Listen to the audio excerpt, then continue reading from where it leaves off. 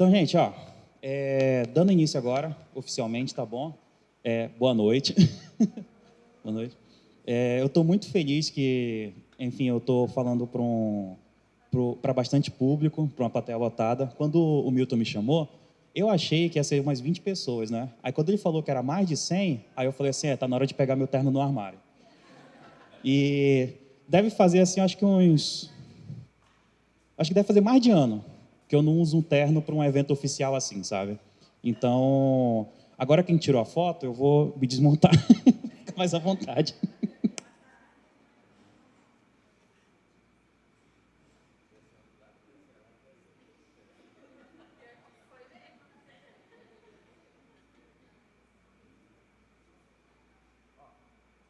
Ó, todo mundo aqui trabalha com educação, né? Correto?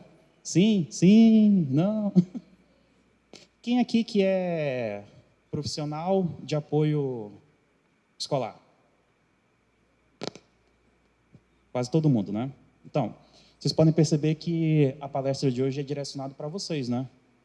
Então, a gente vai ter uma conversa bem bacana sobre as atualizações no tema. Espera só um segundinho.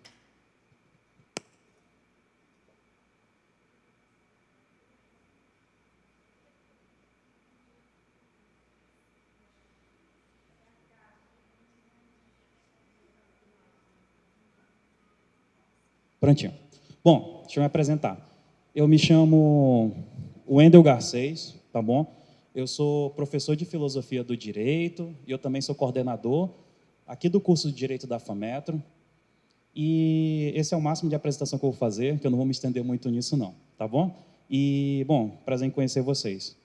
O tema da palestra de hoje, né, não vou chamar de palestra, né, dessa conversa que a gente vai ter, é sobre o direito das pessoas com deficiência. E aí o subtítulo que a gente vai apresentar aqui é principalmente educação inclusiva, vulnerabilidade e o papel do profissional de apoio escolar, tá bom? Então, pode passar, bora ver o conteúdo da nossa formação de hoje. Hoje a gente vai discutir esses 5 tópicos, ou a gente vai tentar discutir esses 5 tópicos. Quais são? Vulnerabilidade, a gente vai falar sobre o conceito de vulnerabilidade, tá bom? Depois a gente vai falar sobre um pouco do desenvolvimento histórico da nossa concepção de deficiência. Então, a gente precisa entender como que o conceito de deficiência ele se desenvolve ao longo da história para a gente compreender como que ele funciona hoje em dia. Depois a gente vai falar sobre a educação inclusiva e os tipos de barreiras que são previstos na nossa legislação, tá bom? Depois a gente vai falar sobre as atribuições e os limites de atuação do profissional de apoio escolar. E, por fim, eu trouxe um bônus aqui, porque é bom a gente sempre estar bem informado, quais são os direitos e benefícios das pessoas com deficiência. Então, até aqui, tudo certinho? Vamos começar então, tá bom? Bora lá. Primeiro slide. Qual é a nossa ideia central e onde que ela é fundamentada? Ela é fundamentada em 3 dispositivos legais, né? Quando a gente fala de dispositivo legal, a gente está falando aqueles artigos, né? Aquelas letrinhas que ficam na lei. Principalmente ali no inciso 3 do primeiro artigo da Constituição, tá bom? No inciso 3 do terceiro artigo da Constituição e no artigo 5º da Constituição. Essas normas, elas são normas abstratas, gerais. E o que elas dizem? Elas dizem que todos nós somos iguais perante a lei, que a gente tem um programa político coletivo de erradicar as desigualdades e o tratamento desigual e injusto. Detalhe, o tratamento desigual injusto, porque ainda existe a possibilidade de tratamento desigual se isso for para beneficiar algum grupo social em vulnerabilidade. E, por fim, a gente tem o 5º, que fala que é basicamente isso, né? Todos nós somos iguais perante a lei e todos nós devemos ser tratados, os iguais de forma igual e os desiguais de forma desigual na medida das suas desigualdades. Então, só falar uma coisa para vocês, como a gente está gravando isso aqui para um curso também para os colegas do interior, a gente também vai acompanhar bastante material, porque também vai servir como uma aula à distância, tá bom? Então, vamos ler todo mundo junto para a gente conseguir entender qual é a tese central de hoje. A inclusão, ela não nasce de um favor. Ela nasce do reconhecimento jurídico de que toda pessoa possui igual dignidade e deve poder participar da vida social, em condições reais de igualdade. E essa parte final das condições reais de igualdade é o que interessa para a gente. Porque a gente precisa entender o que significa uma condição real de igualdade, ou seja, a gente não está falando aqui de uma igualdade formal. Né? Você pega um papel, escreve assim, todos são iguais perante a lei, e o que significa isso se isso não tiver uma aplicabilidade prática? A gente precisa compreender como é que isso se aplica, a gente precisa aprender a interpretar o que significa essa igualdade, tá bom? Então, bora lá. Antes da gente entrar na parte dos direitos das pessoas com deficiência, eu acho muito importante a gente discutir aqui um pouquinho o que é um grupo social em estado de vulnerabilidade. Quem aqui já ouviu falar desse termo? Grupo social em estado de vulnerabilidade. Já ouviram falar disso enquanto um conceito? Enquanto um termo? Ninguém? Mais ou menos? Nunca ouviu? Mais ou menos. É um conceito que ele aparece muito na mídia, redes sociais, mas às vezes passa batido, porque a gente não reconhece isso enquanto um conceito, enquanto um termo. A gente acha que é só uma construção. O que são grupos sociais em estado de vulnerabilidade? Vamos pelo nome. Um grupo é um conjunto de pessoas, social, porque está inserido dentro de uma comunidade, mas o principal é em estado de vulnerabilidade. Não são grupos sociais vulneráveis, são grupos sociais que atualmente são vulneráveis. E como a gente vai ver daqui a pouco, essa condição de ser vulnerável não é algo contínuo, não é algo eterno, não é algo que nasce com você. É algo que, a partir da sua relação com a realidade, existe. Existem grupos que já foram vulneráveis e que hoje não são. E tem grupos que não têm o estado de vulnerabilidade e que no futuro podem vir a ser. Então, bora entender um pouquinho o que é vulnerabilidade. A vulnerabilidade, ela não pode ser entendida como um rótulo de fraqueza. Ela é uma situação social e jurídica de desvantagem. Então, certas pessoas, certos grupos, a partir da sua relação com a sociedade, aquilo que a gente vai chamar aqui de materialidade, aquilo que é material, aquilo que existe, encontram-se diante de situações que não conseguem exercer as suas atividades, as suas funções da forma correta. O ponto aqui é a gente perceber que a nossa abordagem não é sobre o sujeito, e nem é a abordagem do direito das pessoas com deficiência. O ponto é a gente compreender a relação do sujeito com a realidade que ele está inserida. Eu vou trazer uns exemplos para vocês depois que vocês vão entender melhor o que eu estou falando, tá bom? O que é, então, considerar um grupo social em estado de vulnerabilidade? É uma chamada à proteção reforçada. É a gente olhar para essa desigualdade concreta. Lembra que eu falei para vocês? Não é uma igualdade formal, uma igualdade de papel. É ver como essa igualdade funciona na prática. Olha a palavra que é utilizado: concreto, material, palpável, aquilo que você consegue observar no dia a dia. Bora lá, pode passar. Bom, bem rapidamente, por que o direito, vocês vão ter acesso, tá bom, gente, esse material, e aí vocês vão poder ler com calma, ele é um pouco extenso, tá bom, tá bem completinho, mas passando bem rapidinho, para a gente avançar. Por que o direito tem que ter esse cuidado especial? Bom, porque a igualdade formal não basta, não adianta só estar escrito, tem que acontecer na realidade. Porque a neutralidade pode excluir. Ah, eu não tenho nada a ver com isso. E às vezes, quando a gente não tem nada a ver com isso, a gente pode estar perpetuando algum tipo de injustiça. Então, nesse sentido aqui, não existe neutralidade. Existe ação ou omissão. E vocês que são profissionais que estão na prática devem entender isso e ter muito mais exemplos disso do que eu. Com certeza, vocês têm mais propriedade de exemplos da prática do que eu vou ser capaz de trazer. Mas eu espero que eu, combinando um pouco do meu conhecimento com o de vocês, a gente consiga sair daqui com uma contribuição mútua bem bacana. E, por fim, porque a nossa Constituição é transformadora. Então, trazendo um pouquinho do direito, o nosso caráter, né? Toda Constituição, ela tem personalidade. A gente pensa a Constituição do Brasil, mas a gente já teve um monte aqui. Antes dessa, a que a gente tem hoje em dia é de 1988. Antes dela, teve várias. E toda a Constituição, não só no Brasil, mas no mundo, possui uma personalidade, uma característica.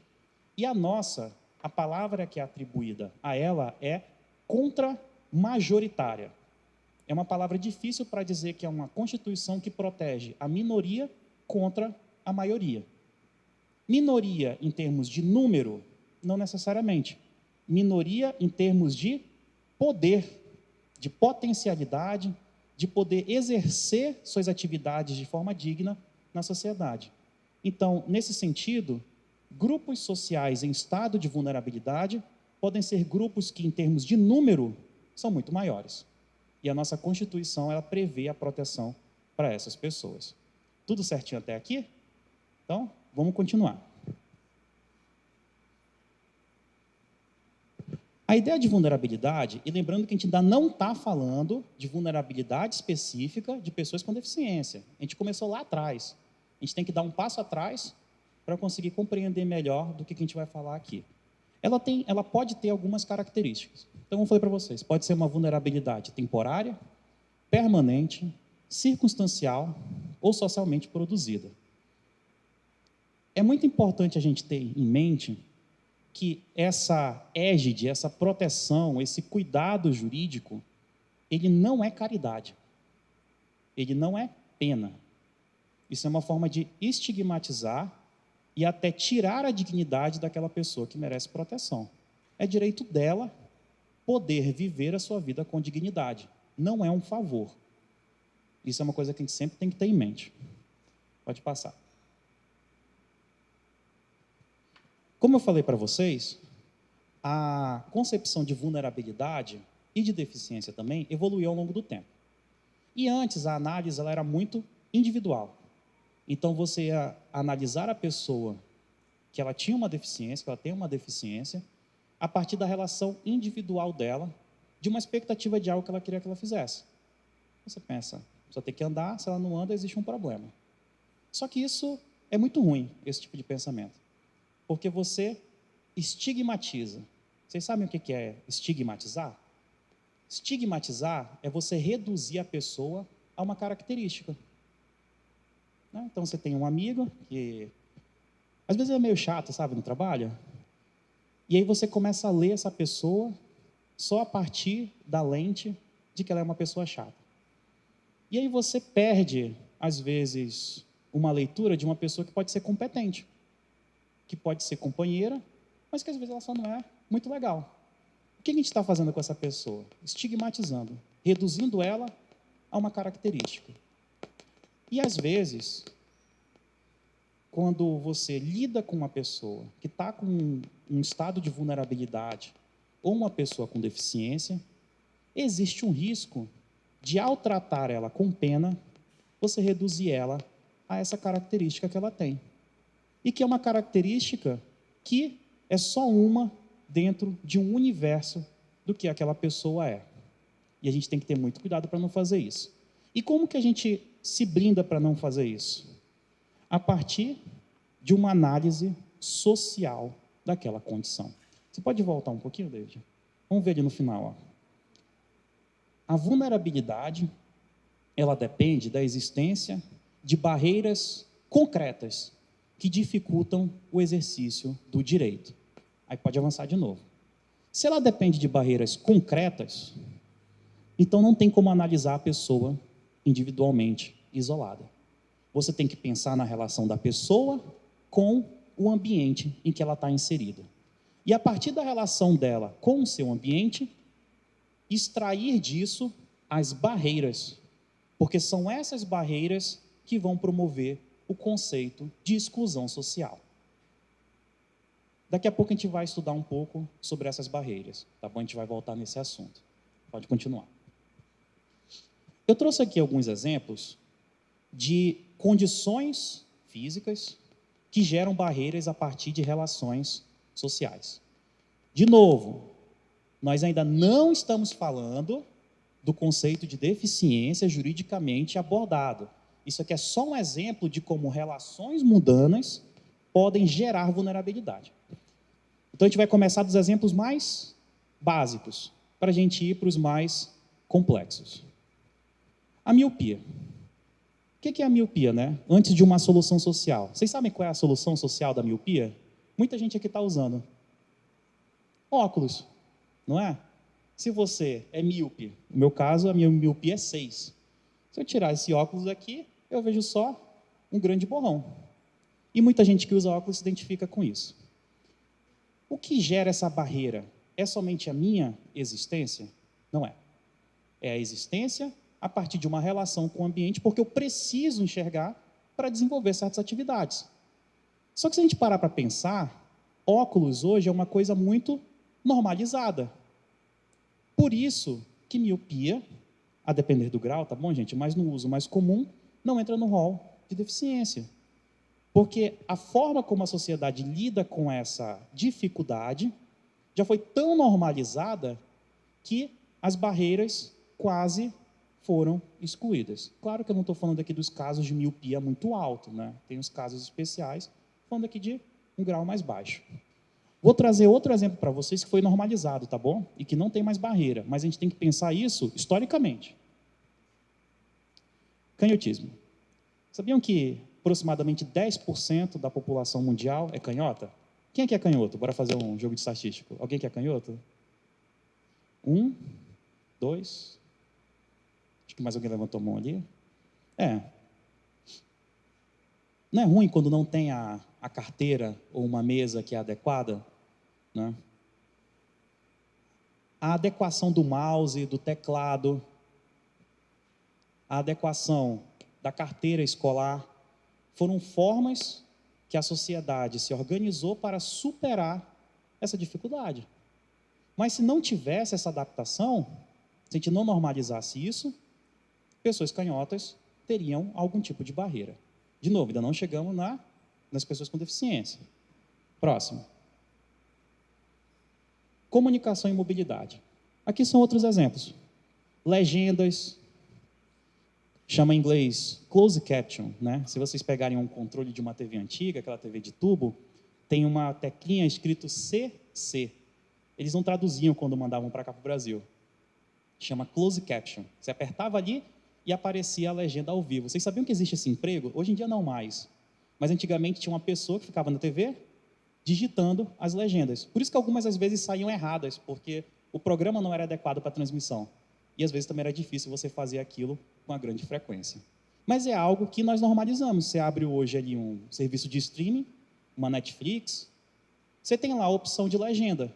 Não é mais uma barreira, porque a relação entre indivíduo e sociedade, a partir de um processo de normalização e adequação, superou isso. Estão percebendo? Do que a gente está falando aqui? A gente está falando de uma condição que ela é permanente em termos de relação? Não. A gente está falando de uma condição que existe, que afeta algumas pessoas, porque todos nós somos diferentes, e graças a Deus somos diferentes. Imagina se todo mundo fosse igual? Imagina você olhar, acordar todo dia e ver o seu rosto, né? Seu marido, na sua esposa, né? Ou o mesmo jeito, o mesmo gosto. Um mundo completamente, que todo mundo é formalmente, materialmente, completamente igual, parece muito assustador também. Mas, quando a gente aprimora a nossa relação entre indivíduo e sociedade, a gente consegue superar e eliminar aí estados de vulnerabilidade. Então, bora lá, próximo. Bom, normalizar não é minimizar, né? Então a gente está falando de normalização aqui, mas isso não é minimização. Normalizar é retirar o peso daquele estigma.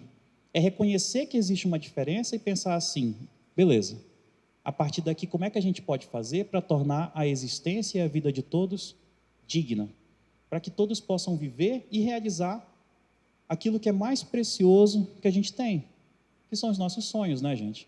E não existe nenhum sonho que seja pequeno o suficiente que não possa ser compartilhado. Todos os nossos sonhos são vividos uns com os outros.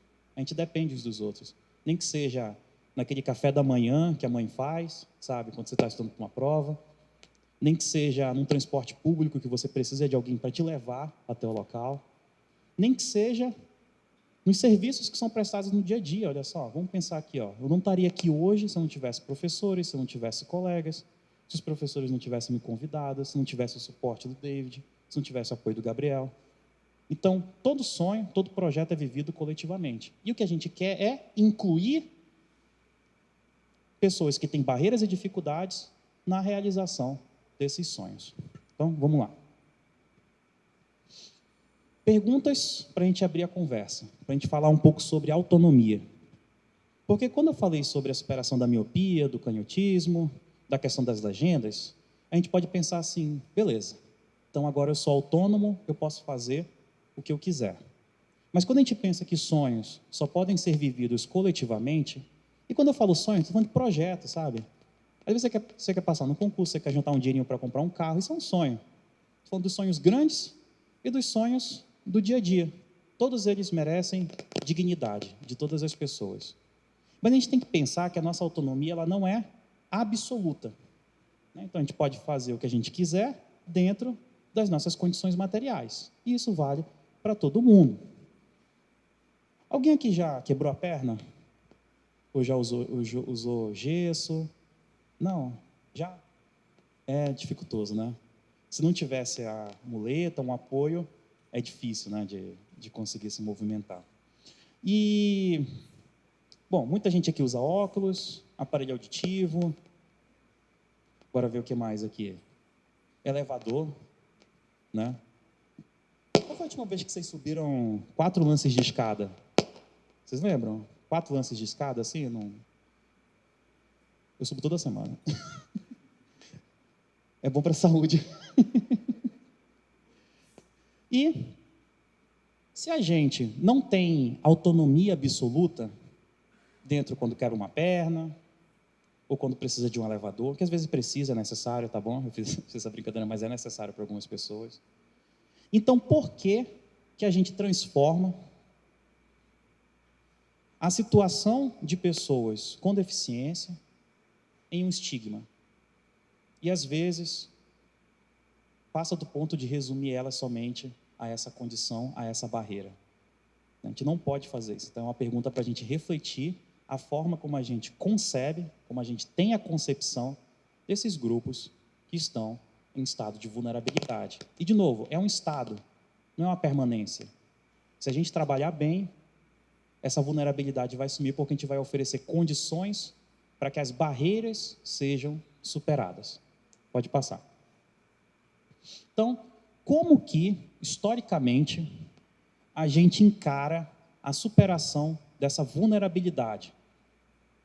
Isso aqui é um resumo geral de qual é os passos que a gente geralmente pensa. E vocês vão identificar que às vezes a gente faz isso inconscientemente.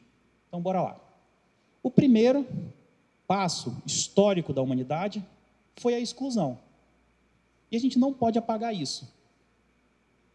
Né? Na primeira vez que as nossas sociedades lidaram com situações de pessoas diferentes, a solução foi a exclusão. Isso, obviamente, é errado. Você exclui uma pessoa porque existe uma barreira na existência dela. Imagina só, de novo, bora voltar nos exemplos mais mundanos. Quem usa óculos? Se não tivesse óculos, e não tivesse um esforço para criar óculos, olha a quantidade de coisa que a gente não conseguiria fazer. Vamos projetar isso agora para pessoas que possuem uma deficiência, que gera mais limitação. Se a gente não tiver esse esforço, mesmo que não intencionalmente, nós vamos estar propagando a exclusão. Depois da exclusão, a resposta da sociedade foi caridade. Então, ao invés de excluir, você olha, ou a sociedade olhava para as pessoas com pena. E isso é um problema, porque você resume a personalidade, o universo do que uma pessoa é, a uma condição física dela, ou psicológica, ou uma condição que impede ela de exercer algo de forma plena. Depois da caridade, o próximo passo foi o modelo médico, que era um modelo de correção.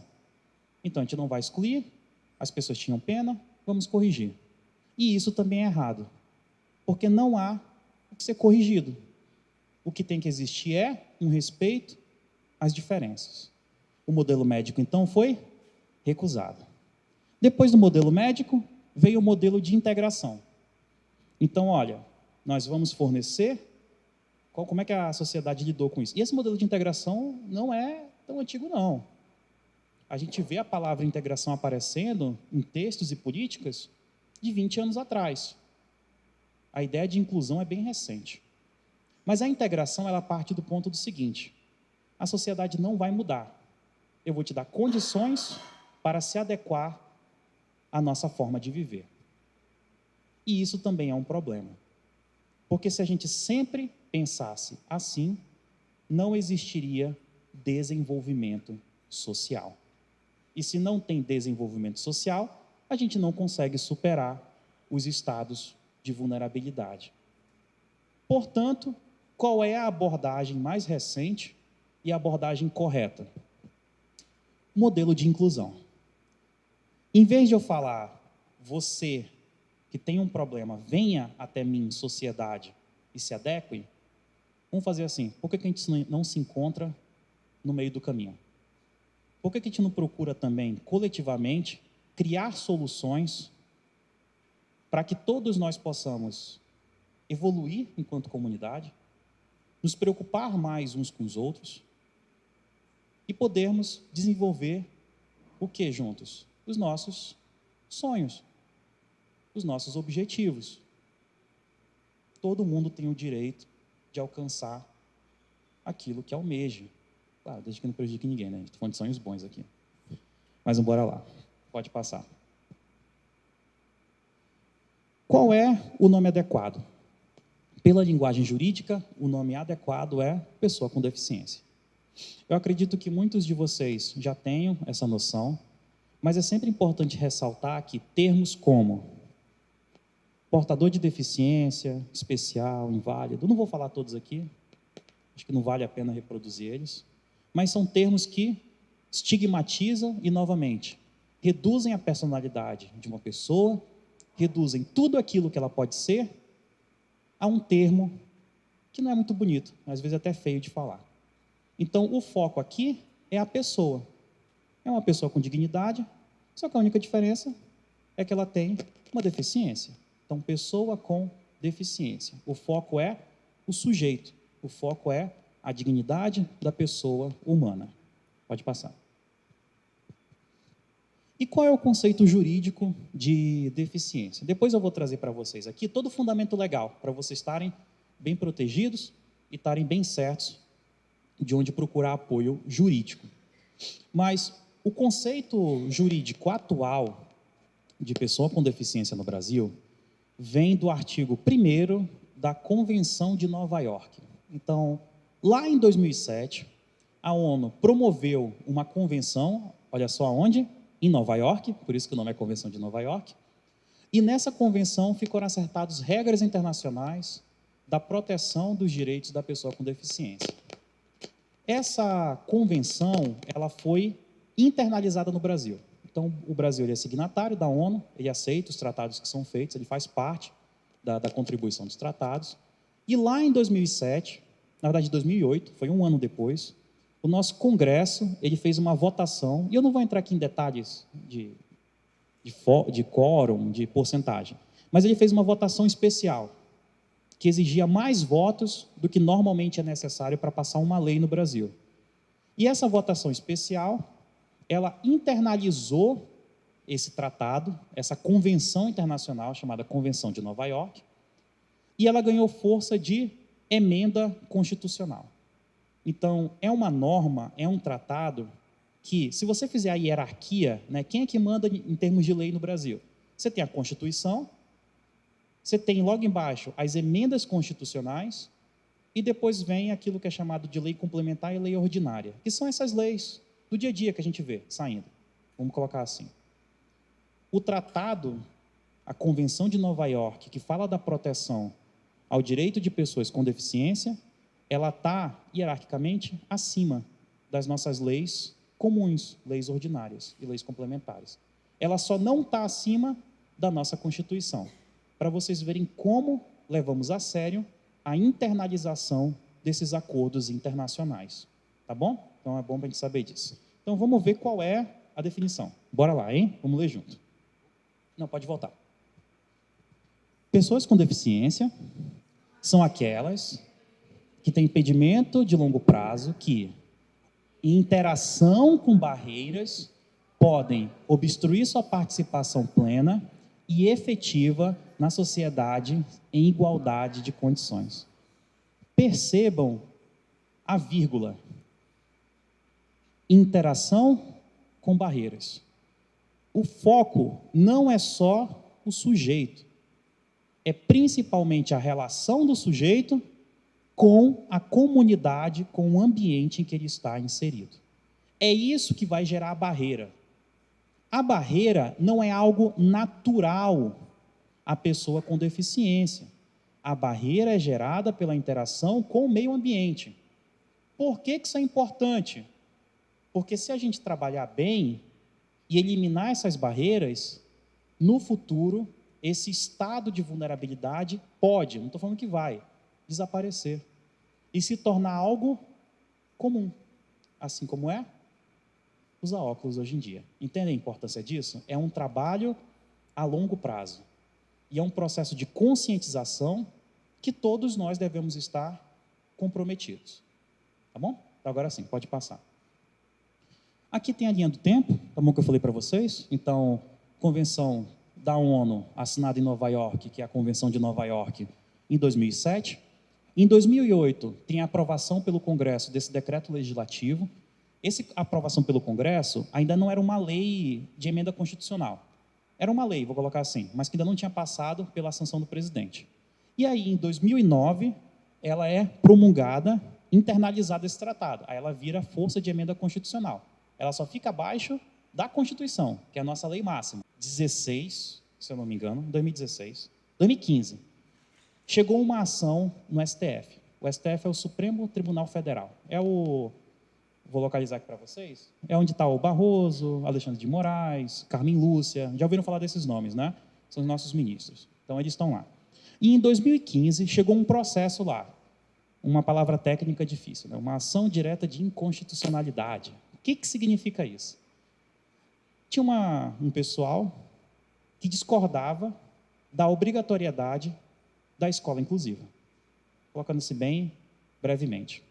E isso virou um processo no STF. Esse processo dizia o seguinte: escolas públicas, beleza, tem obrigatoriedade, porque faz parte do governo. Mas e as escolas privadas também devem seguir essa obrigatoriedade? E em 2016, saiu a decisão do STF falando sim.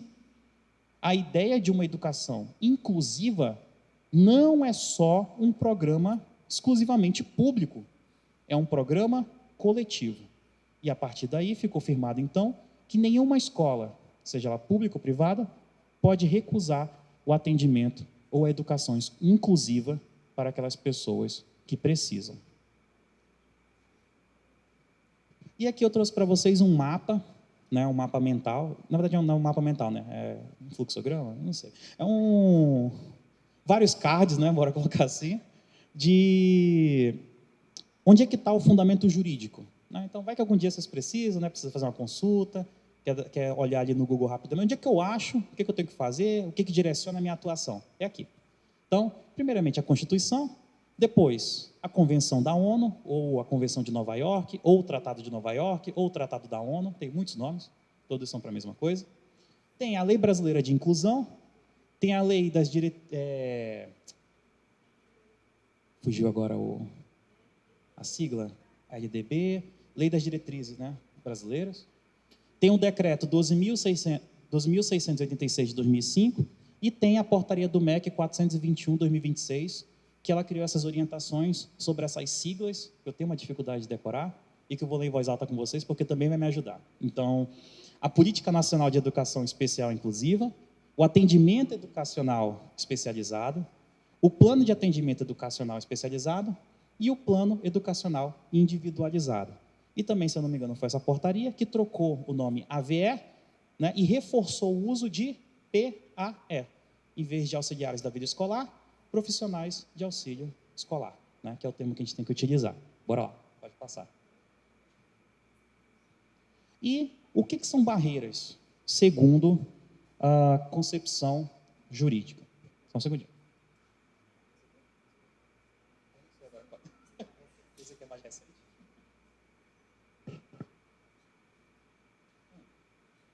E o que são essas barreiras, né? Essas barreiras, elas estão previstas lá na Lei Brasileira de Inclusão. Então, vocês vão lá no artigo 3º e vai ter essa definição, tá bom? Então, vamos ver o que é barreira. Vamos ler junto? O que vocês acham? Vocês gostam dessa metodologia de ler junto? Ou vocês acham meio... Gostam? Bora ler então. Duas pessoas falaram que gostam e já estou aceitando já. Bora. Então, barreira é qualquer entrave, obstáculo, atitude ou comportamento que limite ou impeça a participação social da pessoa com deficiência.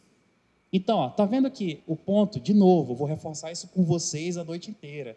Não é só o sujeito. O ponto é a relação do sujeito com a comunidade que ele está inserido, com a sociedade. É isso que gera vulnerabilidade. Não é uma condição inerente, é uma condição socialmente gerada, que gera entrave, obstáculo, uma atitude ou um comportamento que limite ou impeça que a pessoa exerça seus direitos ou seus sonhos de forma digna. E aqui a gente tem os tipos de barreiras previstos na Lei Brasileira de Inclusão. E eu já vou dar aqui um spoiler, que é o seguinte, tem uma que não está previsto aqui, mas que funciona na prática também. E a gente já vai conversar sobre ela. Urbanísticas. Então, vias e espaços públicos. Sabe aquela rampinha que tem para a pessoa conseguir subir com a cadeira de roda na calçada? Aqui é um exemplo de eliminação de barreira. Mas sabe uma barreira que a gente vê todo dia? Sabia, professores? Calçada que não está bem pavimentada. Eu acho que mais do que a rampinha, não que tenha um ranking, né, tudo é ruim, né, nesse caso, a falta.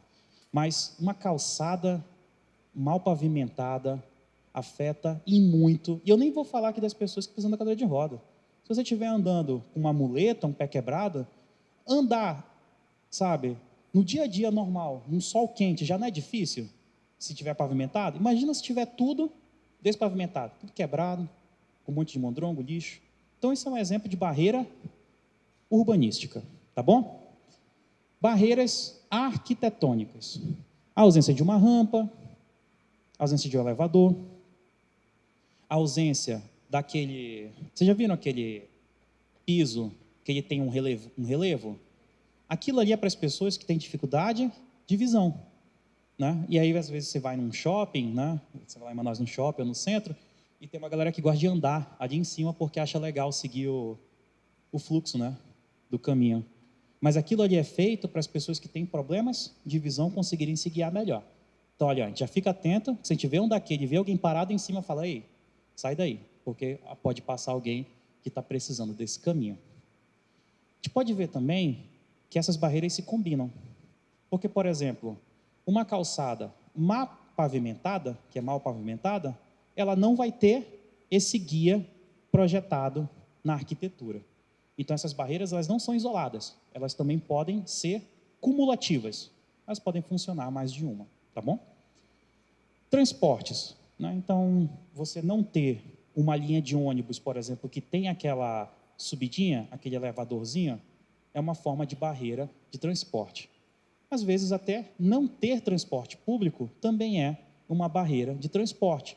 Nem todo mundo pode dirigir, nem todo mundo pode caminhar. Às vezes você precisa de um transporte público para você fazer a movimentação das pessoas funcionarem melhor, porque a gente precisa ir até os lugares. Ainda mais hoje em dia, com sociedades que crescem desordenadamente, né? Já passou o tempo de que tudo era bem ali. Né? Não, as coisas não são mais tão próximas, você precisa se locomover até lá. Comunicação e informação. Então, por exemplo, você tem aqui, ali escrito extintor, você tem às vezes escrito saída, você tem placas, e nem sempre essas placas possuem o sinal em braille. Vocês sabiam que existe uma legislação que obriga as instituições de ensino a ter o sinal de braille nas placas? Como é que uma pessoa que não consegue enxergar vai ver uma placa de saída de emergência? Ou vai saber que é naquela direção? São coisas do dia a dia que a gente não tem atenção e que fazem muita diferença para quem precisa. Atitudinais. Aqui entra a parte internalizada, que é a parte que eu mais estou trabalhando com vocês hoje, que é a parte do seguinte, a nossa percepção sobre essa condição. Uma visão preconceituosa, uma visão que resume a pessoa. Agora, vocês sabem o que é estigma. Estigmatizar é resumir ela a uma condição. Isso tudo são barreiras atitudinais. E, por fim, barreiras tecnológicas. Vocês já viram a hashtag? Quem tem Instagram aqui? Levanta a mão, só para eu ter uma ideia. Vocês usam Instagram? O pessoal que está vendo aqui usa Instagram? Quem usa Instagram? Acessa o site do Senado e vai ter uma hashtag. E aí vocês vão me perdoar, porque eu posso estar lembrando da hashtag errada. Mas, se eu não me engano, é para cego ver. É assim mesmo, hashtag para cego ver. Tem um programa que você acessa o Instagram, esse programa lê a hashtag, isso é uma política pública, e o programa lê para você e descreve a imagem. É uma forma de você superar uma barreira tecnológica. Então, tem muitas coisas no dia a dia que a gente não percebe, mas que quem é afetado percebe. E é por isso que é importante a gente ter consciência. Então, vamos passar. Essa aqui é a barreira que não está prevista na Lei Brasileira de Inclusão. E eu acho que é essa que é a mais importante para vocês enquanto percepção, enquanto consciência de que isso existe. É a barreira pedagógica. Ela não aparece nesse artigo 3º da Lei Brasileira de Inclusão, mas o que ela é? Ela é a ausência de uma percepção de ensino inclusivo. Então, vamos dar uma lidinha aqui? A Lei Brasileira de Inclusão nomeia barreiras urbanísticas, arquitetônicas, transportes, comunicação, atitudinais e de tecnologia. Mas o que é central na escola? Além disso, isso também é central, mas o que é mais importante assim, no sentido?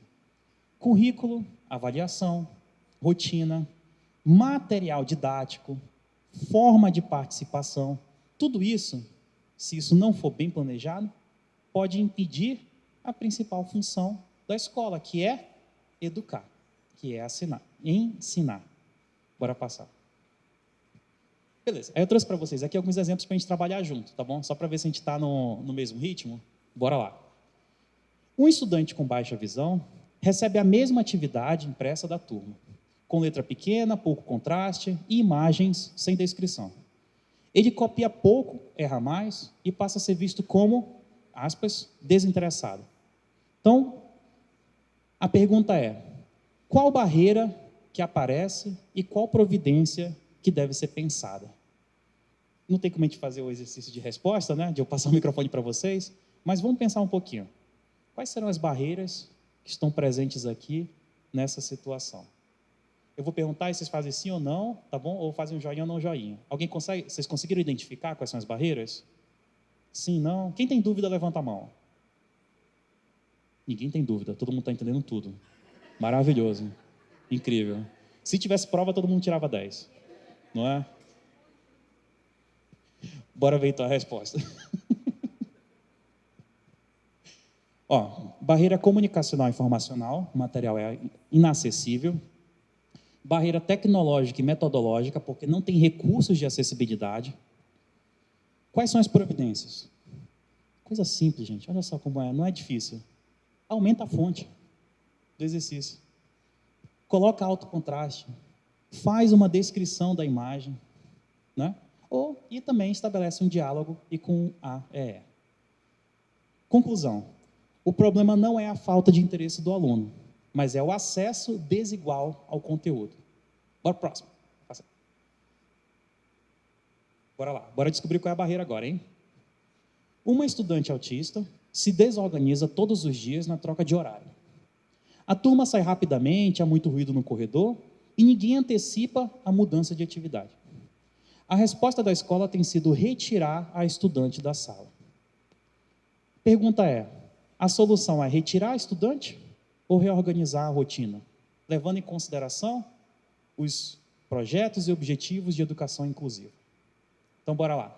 Quem acha que é a primeira opção, levanta a mão, retirar a estudante. Graças a Deus, ninguém levantou a mão. Então está funcionando. Realmente está 100% de aproveitamento até agora. Quem acha que é reorganizar a rotina? Bom demais. Então, vamos lá. Vamos ver a resposta? As barreiras são atitudinais e comunicacionais. É uma interpretação daquilo como uma birra, um mau comportamento, né? A ignorância faz a gente errar, no caso, a ignorância do profissional. Você tem que ficar atento às características das pessoas. E uma ausência de previsibilidade e antecipação na situação. Você tem que saber lidar com o aluno. Ele tem que aprender. Faz parte da educação inclusiva que a gente se adapte e faça ele aprender. Ele tem direito a ser educado, ele tem direito ao aprendizado. Providências. Uma rotina visual, uma transição mais gradual, não muito caótica, redução de estímulos e, de novo, combinando com o professor, com a AE e trazendo para isso a gestão e também a família. O cuidado com as crianças e com os adolescentes é um dever coletivo. E as preocupações também, por consequência, são coletivas. Qual é a nossa conclusão? Retirar pode sempre virar exclusão dentro da inclusão. E a gente tem que ter muito cuidado com essas armadilhas do dia a dia. Vamos passar. Aqui a gente tem um destaque, aquilo que eu comentei com vocês. Agora não é mais AVE, agora é profissional de apoio escolar, tá bom?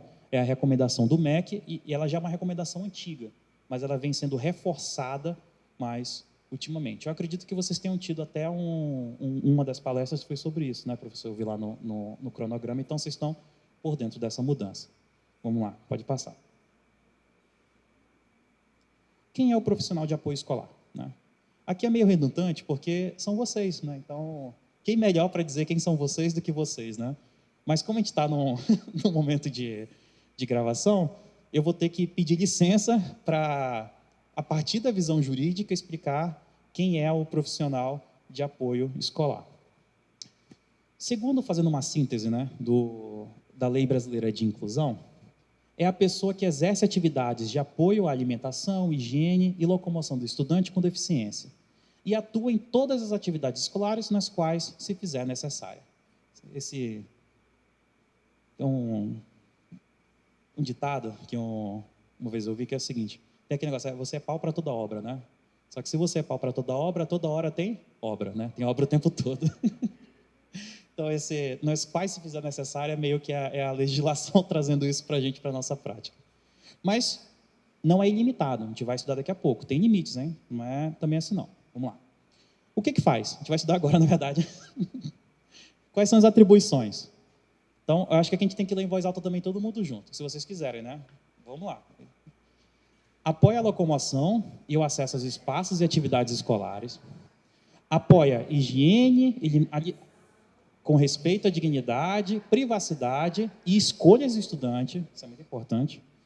Apoia interação social, comunicação, reconhecendo diferentes formas de expressão. Apoia o uso de tecnologias assistivas e recursos de acessibilidade indicados pelo Atendimento Educacional Especializado, o AEE. Favorece a participação e autonomia, não substitui o estudante. Isso é o que está previsto para ser feito.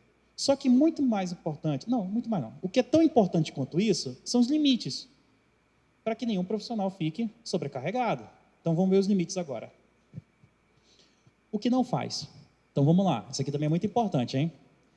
Não substitui o professor regente, não elabora sozinho adaptação curricular ou avaliação, não isola o estudante do convívio com a turma, não decide condutas pedagógicas sem orientação da equipe e não deve transformar apoio em dependência permanente.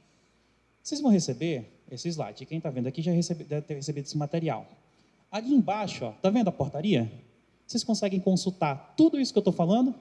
Porque está fundamentado em alguma legislação. Só que eu não trouxe a parte chata daquele texto gigante, né? Tentei dar uma resumida. Mas tudo que está falado aqui está bem ali naquela letrinha bem pequenininha. Né? Quem está aqui na frente já está com dificuldade de ver, né? Isso que eu falei, quem está lá atrás vem para cá. Bora lá, pode passar. Então, bora falar agora então da ideia de rede. Vocês já viram falar desse conceito de redes? Aquela que não é para dormir, mas aquela que é de política pública? Rede é um sistema de apoio coletivo. Então, de novo, vocês podem perceber que a gente tem uma tendência. A gente para de olhar para o sujeito isolado e a gente começa a trabalhar o sujeito a partir da relação dele com as outras pessoas. Afinal, a gente vive em sociedade, né? A ideia de reconhecimento é, vamos lá pensar, para existir filho, tem que existir o que antes? 2, tem que ter os pais para criar. Para você ter vizinho, você tem que ter alguém que mora do seu lado. Para você ser aluno, tem que ter alguém que é professor. E para você ser professor, tem que ter a escola. A nossa ideia de reconhecimento, olha eu colocando filosofia em tudo que eu posso, né? Essa ideia de reconhecimento, ela existe sempre a partir do outro. Eu só sei que eu sou eu porque você é você. Porque se eu não pudesse diferenciar eu do outro, eu não sabia quem eu sou. Então, nossas relações são construídas nesse tipo de relação. Isso é Hegel. E como é que a gente funciona essa ideia de redes na política pública, né? Bom, a gente tem o professor regente, que a ele é atribuído planejamento, ensino, avaliação e participação na turma. A gente tem o AEE, recursos, estratégias, acessibilidade e apoio especializado. A gente tem a equipe de gestão escolar. O que essa equipe faz? Organização institucional, fluxos, formação e articulação. A gente tem a família, que é muito importante também. E assim, a gente tem consciência de que, dado, as pessoas trabalham muito, nem todo mundo consegue ter uma família estruturada, isso faz parte da nossa realidade, mas ela também compõe. Então é aquilo. Às vezes a gente não tem as condições ideais para executar uma política pública, mas a gente tem que trabalhar com o que a gente tem, inclusive dentro da própria escola. Eu falei assim, eu dei o exemplo aqui, talvez não tenha o braille, não significa que não pode vir a ter. Significa que tem que derrubar isso? Não, a gente trabalha com o que a gente tem, dando o melhor com o que a gente pode.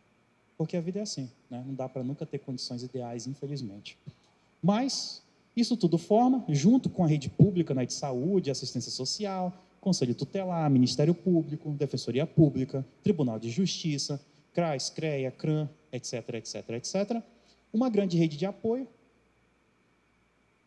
que vai trabalhar em conjunto para eliminar a exclusão, para tentar superar as barreiras e promover uma educação exclusiva para quem precisa e para quem tem direito. Tá bom?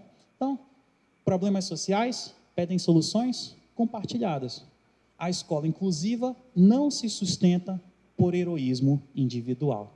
E me parece até um pouco injusto, sabe, professor, colocar na costa de uma pessoa que ela resolva todos os problemas do mundo. Não é assim que a gente resolve. Da mesma forma que os sonhos são compartilhados, nossos problemas também são compartilhados. E a gente sempre tem que trabalhar em equipe para conseguir superar eles. Vamos lá. Então, trouxe mais alguns casos práticos. Deixa eu ver que horas são, porque eu acho que eu já devo estar próximo do final, sabia? Posso dar uma sugestão para vocês? Eu devo estar em uns 70%, 80% da minha aula com vocês. Vocês topam ir direto? E aí depois você sai mais cedinho? O que vocês acham? Fica mais tranquilo? Sim, você vai falar isso, né? Eu até tirar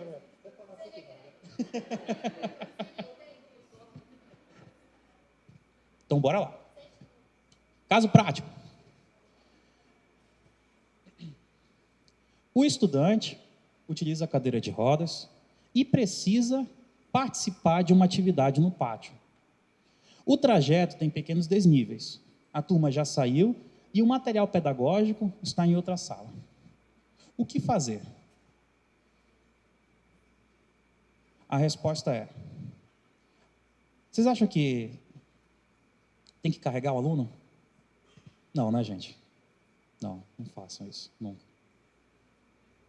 A gente não pode resumir as pessoas e estigmatizar elas. O que a gente tem que fazer? Apoiar a locomoção com segurança e dignidade, comunicar à equipe a necessidade de rota acessível e organização prévia, porque problemas vão surgir e novas adaptações são necessárias. Então, essa comunicação, esse feedback, esse retorno é muito importante também. Lembra, é em rede, é coletivo. Não dá para colocar nas costas de uma pessoa a solução de todos os problemas. A gente tem que resolver eles juntos. Garantir que o estudante participe junto com a turma sem isolamento e registrar a barreira para uma providência institucional. Você vai chegar lá com o chefe e falar assim, chefe, aconteceu essa situação, não teve como resolver, não pode acontecer de novo. E, por outro lado, é aquela situação. Dinheiro é limitado, recursos são limitados, nem sempre a gente trabalha com uma situação ideal. Mas não é por isso que a gente não tem que deixar de fazer as coisas. Eu acho que não vai surgir uma rampa imediatamente. Ainda assim, é o seu trabalho registrar e informar. Se não ficar ali, aperreando, não vem mesmo. Né? O nosso trabalho é isso.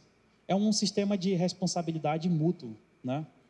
Você cobra e é cobrado, cobra e é cobrado. E faz parte, gente. É assim que a gente organiza a nossa sociedade. Agora, próximo caso.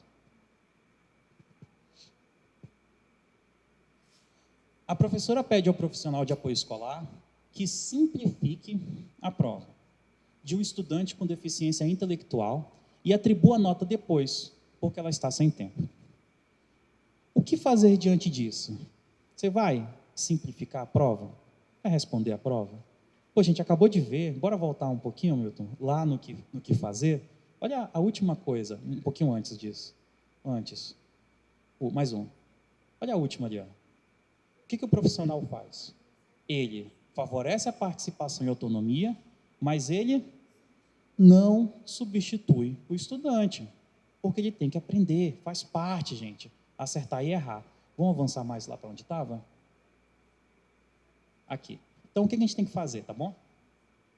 Não assumir função docente, nem avaliar sozinho. Informar que a adaptação avaliativa deve partir do plano pedagógico, isso tem que estar previsto na organização pedagógica. Acionar professores, AEE, coordenação e gestão para construir uma estratégia. De novo, o mundo não é uma utopia. E às vezes não dá para fazer isso. Mas mesmo que não dê, é o trabalho, diante de uma responsabilidade que a gente tem, tentar. Então, assim, eu trabalho com gestão. Quem já trabalhou com gestão sabe disso, sabe? Quem é professor sabe disso, vocês sabem disso. Às vezes você tem um pedido, você fala assim, eu vou pedir isso e não vai dar em nada, então eu nem vou pedir. Não, você tem que pedir. Você tem que registrar.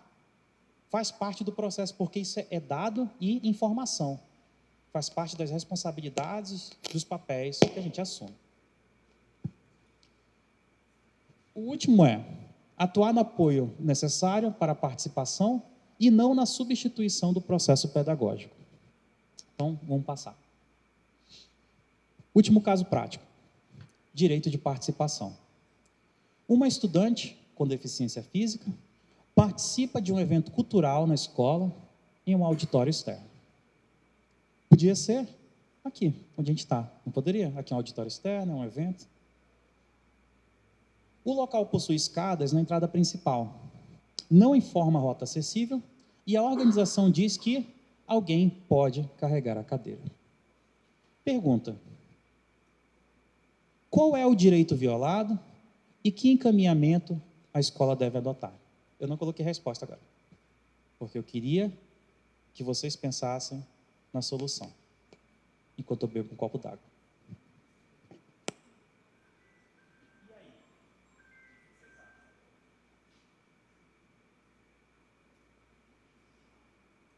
Vamos falar bem alto para sair na gravação. É certo carregar uma pessoa dessa forma? Sim ou não? Não, mais alto.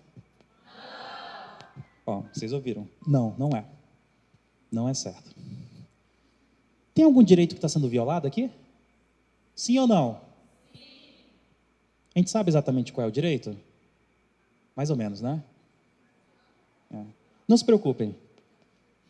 Esse é o trabalho da gente, de saber o direito. Mas é importante que vocês saibam que tem algo de errado e que isso não é certo. Essa é a parte mais importante. Vocês sempre podem consultar a Lei Brasileira de Inclusão. Vocês sempre podem consultar o Tratado de Nova York. Tá bom? Então, eu vou deixar esse problema para reflexão de vocês. E um pequeno dever de casa, tá bom? Vamos lá. Eu coloquei a resposta.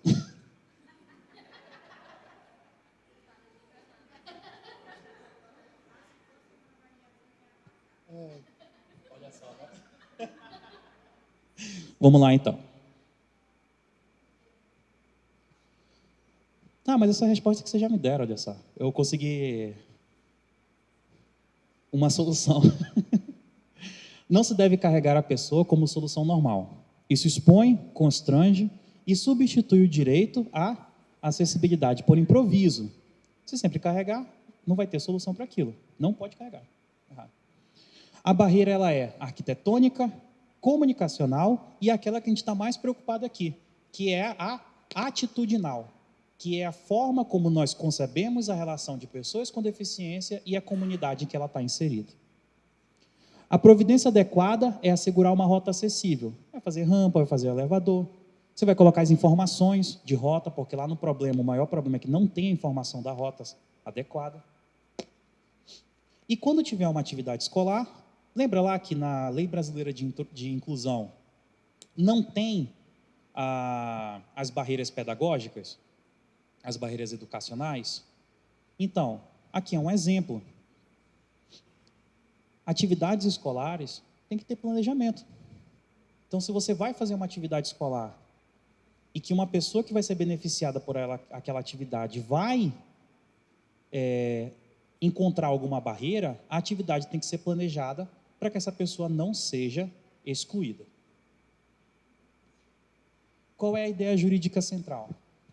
A acessibilidade é a condição para a participação social em igualdade de oportunidades.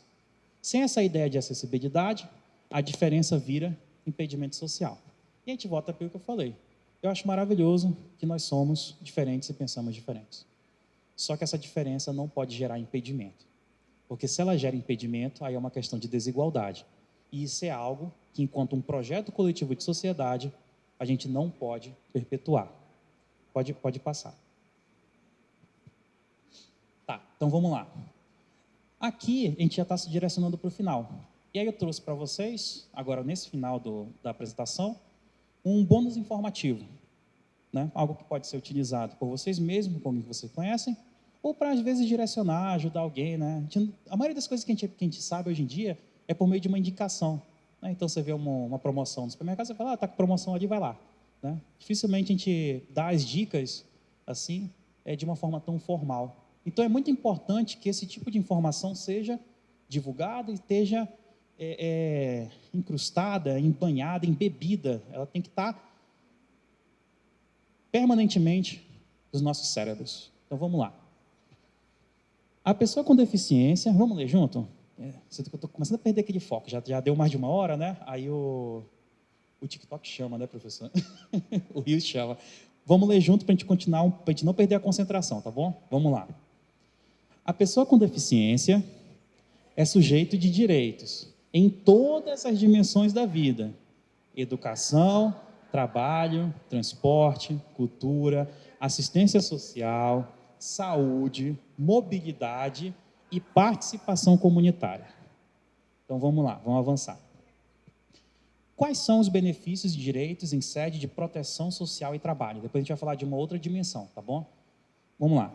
Em termos de proteção social e trabalho, pessoas com deficiência têm o direito ao benefício de prestação continuada, previsto na LOAS. O que é isso? É um salário mínimo que a pessoa recebe a partir de uma análise junto ao INSS. Então, é um salário mínimo mensal para a pessoa com deficiência que comprova impedimento de longo prazo e vulnerabilidade econômica. Vejam que tem dois requisitos. Tem que ser a longo prazo e tem que ter vulnerabilidade econômica. Vocês podem ver que existe uma modulação, existe o grau. Às vezes a pessoa pode ter uma vulnerabilidade ou um impedimento a longo prazo, mas ela não tem essa vulnerabilidade econômica. É uma pessoa rica. Então a gente pode ver que a gente tem os graus para a cessão de direitos, tá bom? Reserva em concursos. Né? A nível federal, 5% das vagas, né, são reservadas para pessoas com deficiência, quando isso é compatível com a atribuição do cargo, porque às vezes o cargo também pode exigir algum certo tipo de atribuição. Cotas de emprego. Empresas com 100 ou mais empregados devem reservar percentual de cargos para pessoas com deficiência ou pessoas reabilitadas recentemente. Aposentadoria. As pessoas com deficiência têm um regimento próprio no Regime Geral de Previdência Social, é o que significa RGPS. O RGPS é a Previdência Pública, tá bom? Existe também o regime de Previdência Social privado, mas a gente está falando aqui só da Previdência Pública. Então, existem regras próprias para o regime geral de Previdência Social, para pessoas com deficiência, conforme o grau e o tempo de contribuição que ela fez, tá bom? Além disso, também tem o FGTS para órtese e prótese. Vocês sabem a diferença entre órtese e prótese? A órtese, ela é um auxílio. A prótese é a substituição. Vamos colocar dessa forma, tá bom? Possibilidade de saque para aquisição de órtese e prótese por trabalhador com deficiência. E a gente também tem isenções e prioridades, né, para aqueles que contribuem para o imposto de renda. Existem condições legais específicas para doenças graves, tá bom? E pessoas com deficiência. E entra aqui nas doenças graves também aquelas doenças que são crônicas, né? Então tem, se eu não me engano, estava até tendo uma discussão sobre não é uma discussão, existe, sobre a artrite crônica, por exemplo, sabe? Ela entra também nesse benefício especial de imposto de renda. Aí vamos para os outros benefícios, tá bom? Que ainda tem mais. Mobilidade, consumo e cultura. Isso aqui é muito importante, tem muita gente que não sabe disso. Estacionamento. 2% das vagas de estacionamentos públicos e privados, porque, de novo, lembra lá do julgamento do STF, que ele falava de escola, da inclusão de educação em escolas privadas? O que o STF decidiu? O dever de inclusão, ele é um dever geral da sociedade, não somente das políticas públicas, mas também dos entes privados que estão aqui presentes no Brasil e estão sobre o nosso regime de direito. Então, 2% das vagas em estacionamentos públicos e privados de uso coletivo, com no mínimo uma vaga sinalizada. Vocês já viram isso, né? É aquela vaga que tem o desenho no chão. Meia entrada. Pessoa com deficiência e acompanhante, quando necessário, tem direito ao benefício da forma da lei. Inclusive, o direito do acompanhante eu não trouxe aqui, mas a pessoa que ela é uma pessoa com deficiência, alguns dos benefícios também se estendem ao acompanhante. Então, por exemplo, uma prioridade de fila. Você não vai fazer um casal, né? Sei lá, que o homem ele é uma pessoa com deficiência, ficar na fila preferencial e a esposa ficar na fila comum. Não faz sentido isso. Então, também o acompanhante tem uma série de direitos que assim, eu não trouxe aqui porque seriam os direitos do acompanhante, que incluem também outras situações. Passe livre interestadual. Transporte coletivo interestadual gratuito para pessoas com deficiência comprovadamente carente. Aqui a gente não usa muito, acho que vocês não vão usar muito, porque não tem muita estrada, né? E também não tem o transporte público gratuito daqui para Manaus. Mas vai que vocês estão viajando pelo Brasil, né? Se vocês forem lá no terminal de ônibus, vocês chegam lá e perguntam, olha, eu quero saber como é que está a porcentagem de passagens de passe livre interestadual. Às vezes é bem disputado. Então, por exemplo, eu sei que para o Sudeste é bem difícil conseguir, mas não são todos os lugares que as pessoas têm consciência disso. Então, vale a pena perguntar, porque às vezes pode estar disponível dentro da porcentagem que é prevista em lei, tá bom? Passagem aérea para acompanhante. Quando é exigido acompanhante, a regulamentação da ANAC, que é a Agência Nacional de Aviação, tá bom? Prevê desconto ao acompanhante e regras de assistência. Então, por exemplo, um exemplo é aquela que eu falei da fila preferencial para embarque. Mas você também pode, se não me engano, tem desconto, tem preferências para, se não me engano, levar bagagem também, sabe? Existem umas regras específicas que a ANAC estabelece para isso e vocês podem cobrar quando for, enfim, comprar uma passagem aérea, algo do tipo. Veículos e tributos. Existem isenções federais e, conforme o caso, estaduais, a depender, né, da legislação estadual, para aquisição de veículos com regras específicas. Então, da última vez que eu vi, acho que eram 2 anos. Tributário não é minha área, vou admitir para vocês, mas existe um prazo de limite. Você não pode comprar todo mês o veículo com a isenção. Você compra, passa um tempo, e depois você pode comprar de novo. Mas ele dá um desconto bem bacana, porque ele elimina essa isenção ele estabelece essa isenção de impostos. E, por fim, tarifa social de energia. Então, famílias de baixa renda, que tenham o benefício de prestação continuada, aquele que a gente viu lá anteriormente, e casos com uso contínuo de aparelhos podem acessar descontos conforme cadastro e consumo. E aí também tem que ver as regras estaduais e as regras específicas do prestador de serviço. Mas vocês podem ver que assim, eu trouxe aqui só alguns dos benefícios que a gente tenta trazer para tentar equilibrar um pouco as relações de igualdade e desigualdade na nossa sociedade. Já passando para... Acho que não tem mais nenhum depois desse, não. Bora ver.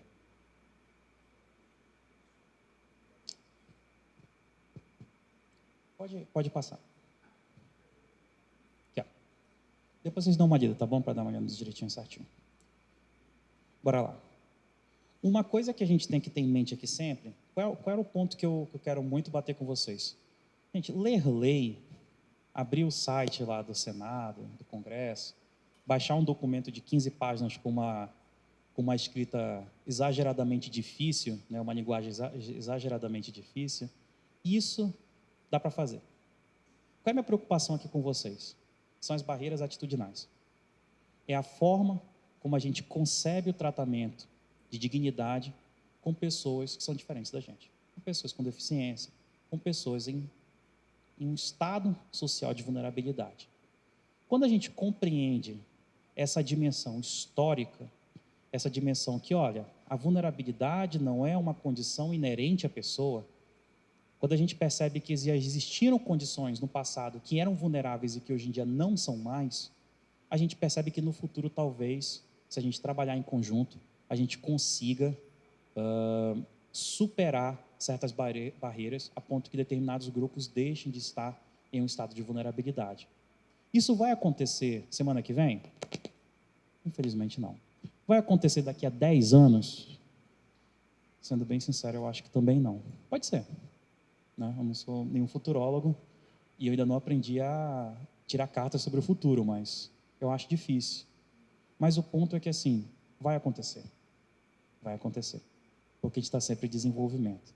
O ponto é, o que a gente pode fazer para contribuir com isso e para contribuir para a vida das pessoas que estão aqui agora? Porque mesmo que essas vulnerabilidades sejam eliminadas no futuro, para quem está precisando de algo agora, não é uma resposta adequada a falar que daqui a 20 anos vai ficar tudo bem. A pessoa quer exercer o seu direito agora. E ela tem direito de exercer os seus sonhos agora. Então, essa é a minha maior preocupação.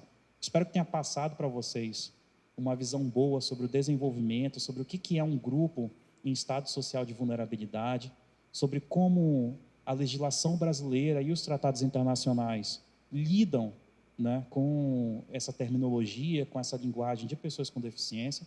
E eu espero de verdade mesmo, que eu tenha conseguido contribuir, nem que seja um pouquinho. Vocês sabem muito mais do que eu.